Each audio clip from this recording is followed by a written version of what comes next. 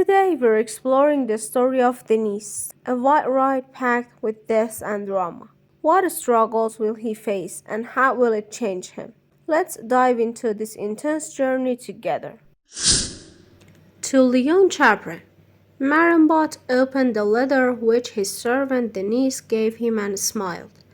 For 20 years, Denis has been a servant in this house. He was a short, stout, jovial man who was known throughout the countryside as a model servant.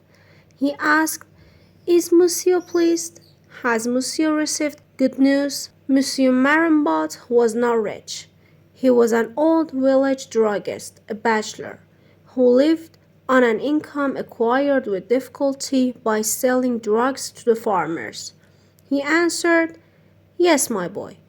Old man Melois is afraid of the lawsuit with which I am threatening him. I shall get my money tomorrow. 5,000 francs are not liable to harm the account of an old bachelor." Monsieur Marambot rubbed his hands with satisfaction. He was a man of quiet temperament, more sad than gay, incapable of any prolonged effort, careless in business. He could undoubtedly have amassed a greater income had he taken advantage of the desks of colleagues established in more important centers, by taking their places and carrying on their business. But the trouble of moving and the thought of all the preparations had always stopped him. After thinking the matter over for a few days, he would be satisfied to say, "Bah, I will wait until the next time.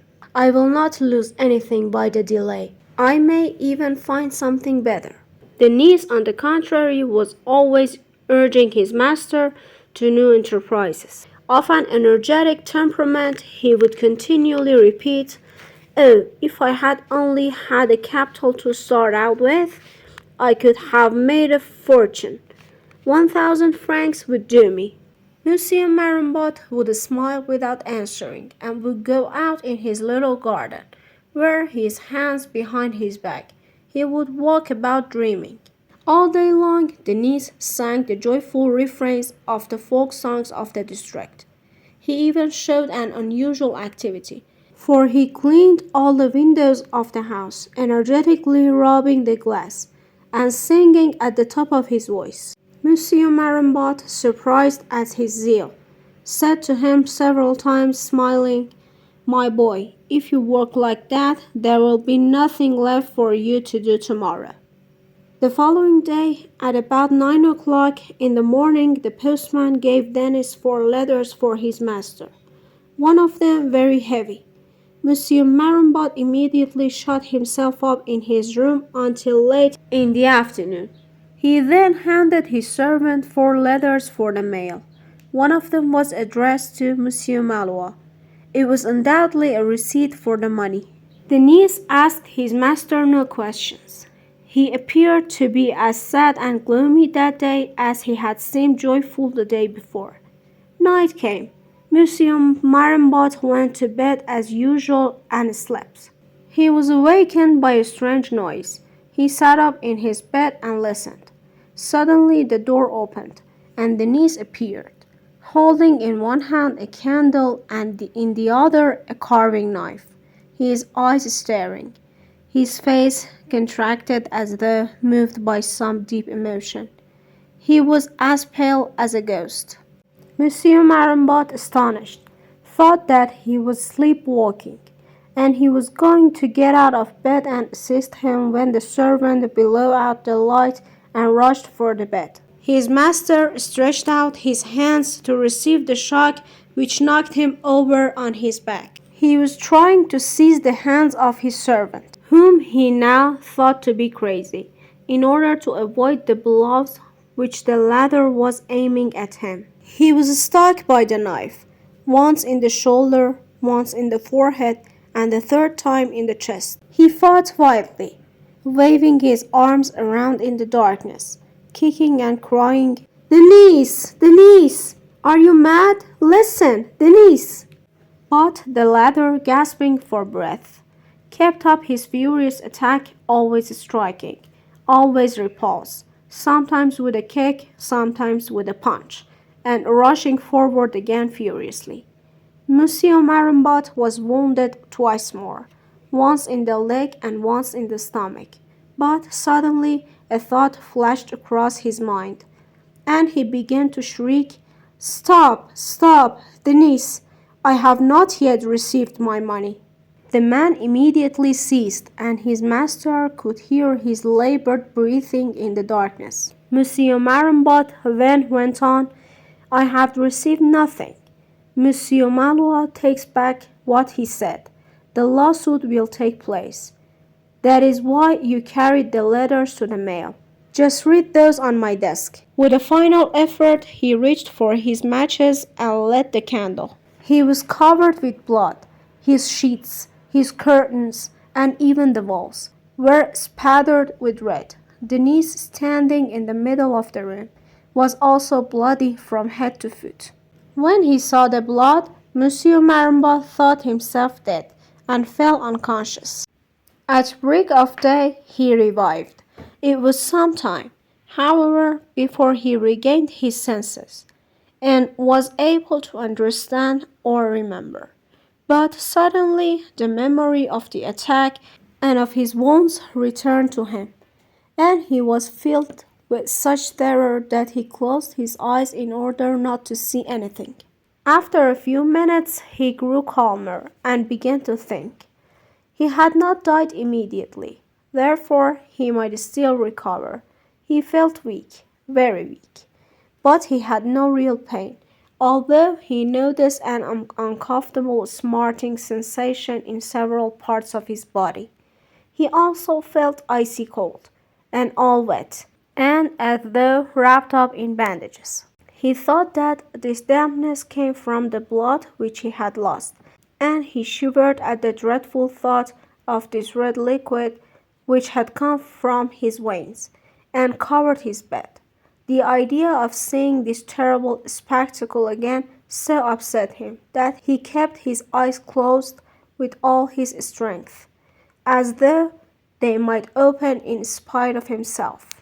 What had become of Denis? He had probably escaped. But what could he, Marimbot, do now?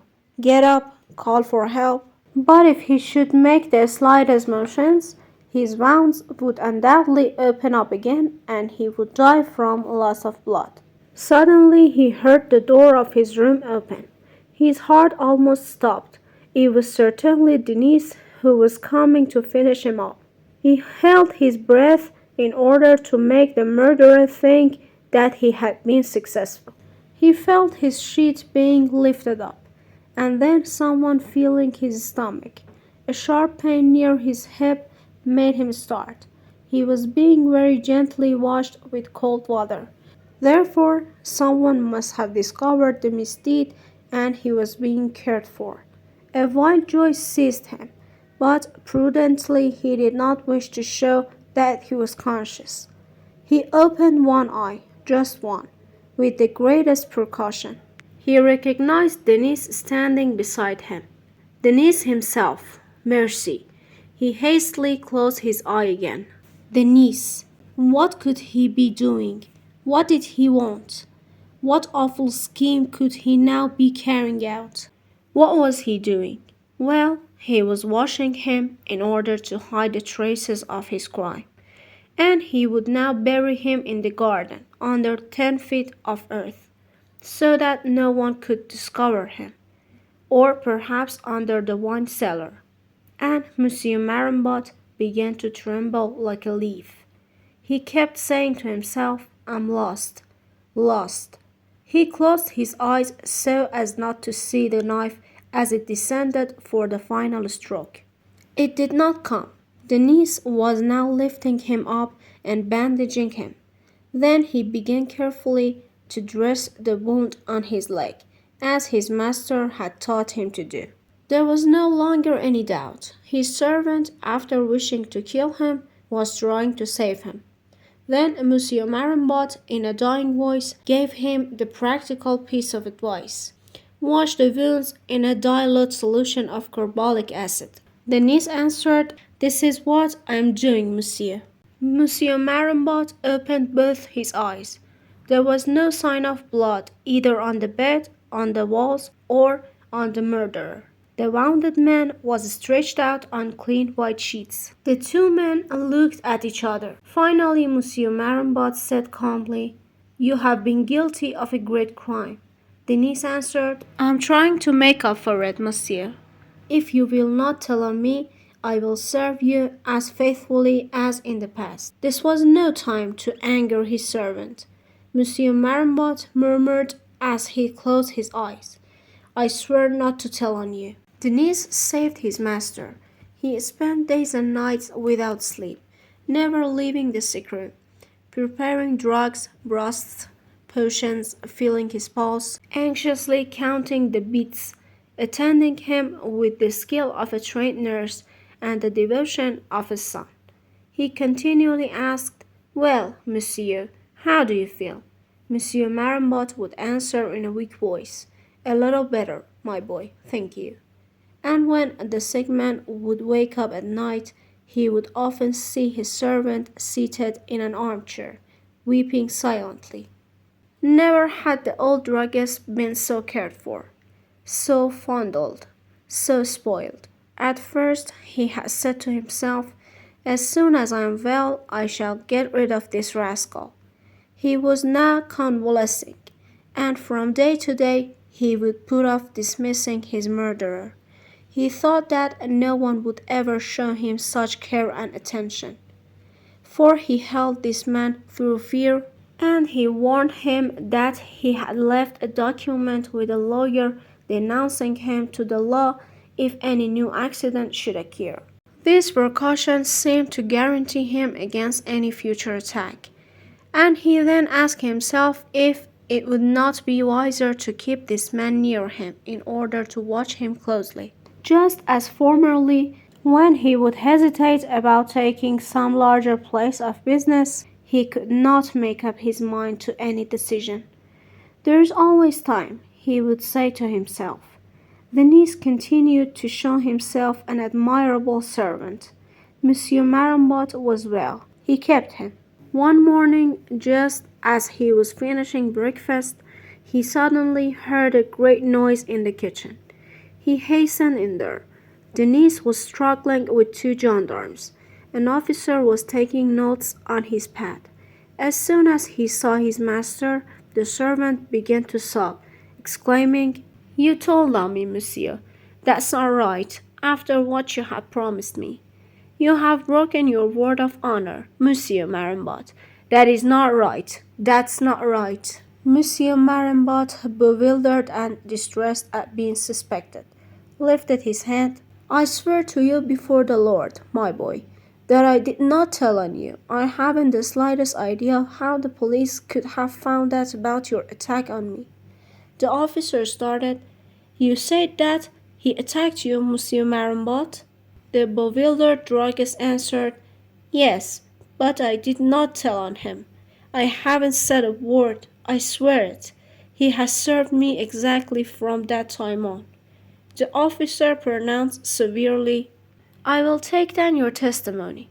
The law will take notice of this new action, of which it was ignorant, Monsieur Marambot.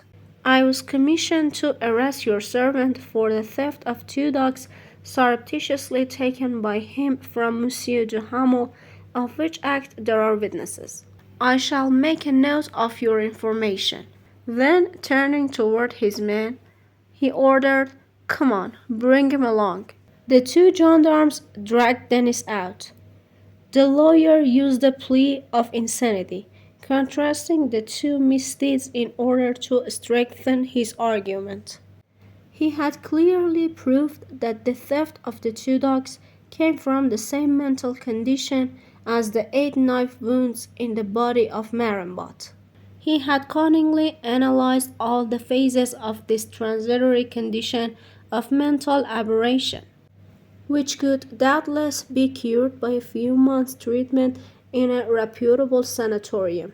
He had spoken in enthusiastic terms of the continued devotion of this faithful servant, of the care with which he had surrounded his master. wounded by him in a moment of alienation. Touched by this memory, Monsieur Marambot felt the tears rising to his eyes.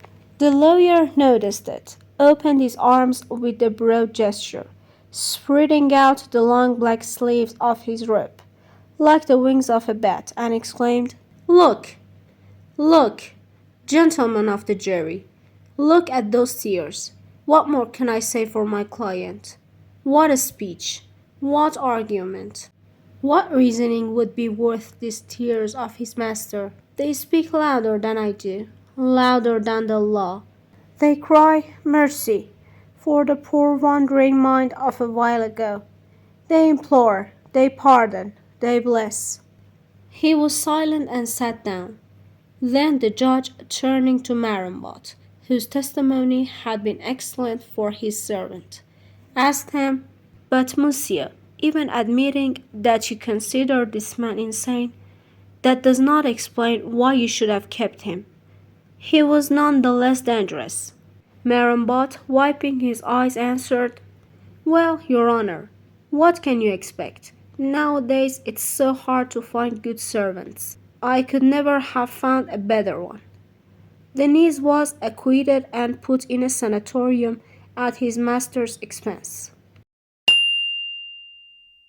As we close the chapter on Denis, remember that every story holds deeper secrets. In our next video, we will explore Bellflower, where love and longing intertwine in unexpected ways. What hidden truth will unfold? You won't want to miss this emotional journey. See you next time.